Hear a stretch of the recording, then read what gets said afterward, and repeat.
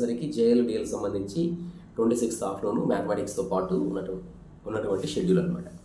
So ఇది ఏమన్నారంటే it is further to inform that the question paper will be common for the different recruitment notifications as per the notification mention session wise on the set date as the syllabus and the standards are the same.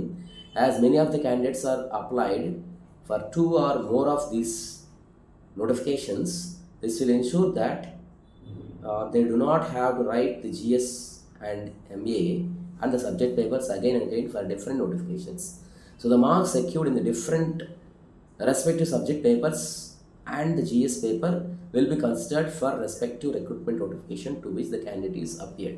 అంటే ఇక్కడ మనకి ఇంకా మీకేం doubt ఏమి రావాల్సిన పని లేదు, ఇక్కడ క్లియర్గా అయితే మెన్షన్ చేసేసారు.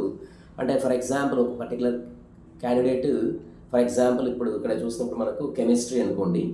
సో కెమిస్ట్రీ అనేటటువంటి సబ్జెక్ట్కి మీకు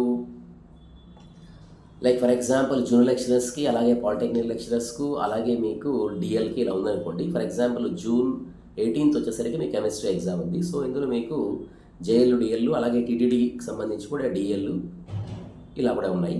సో వీటి ఏం చేస్తారంటే అప్లై చేసిన వాళ్ళు ఎవరు, సో క్వశ్చన్ పేపర్ అనేది ఒకటే ఇస్తారు, సిలబస్ అనేది కామన్గా ఉంది కాబట్టి అంటున్నారు.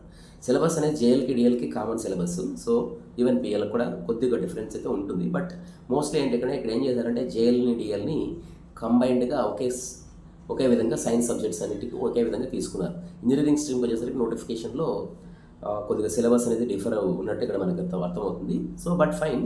సో ఏంటంటే దీనివల్ల మనకేంటంటే ఒక్కటే సబ్జెక్టు, బట్ ఏంటంటే మీకు ఉన్నటువంటి ఎలిజిబిలిటీ, మీరు అప్లై చేసినటువంటి క్యాండిడేట్స్ని బట్టి మీకు ఉన్నటువంటి మెరిట్ లిస్టు సేమ్ మార్క్స్ అనేవి సపరేట్ అవుతాయి.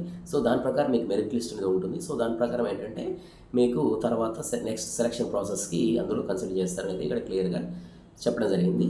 సో ఇది యాక్చువల్గా ఇక్కడ ఇచ్చినటువంటి నోటు. సో ఎనీవే ఇది ఆల్రెడీ చెప్పేశారు కాబట్టి so no need to worry, right. So full details అయితే ఇక్కడ చెప్పడం జరిగింది. సో ఇదివరకు నేను చెప్పినట్టు మీకు ఆల్రెడీ లైక్ ఈ ఆన్లైన్ క్లాసెస్ అయితే ప్రజెంట్ మనము జరుగుతున్నాయి.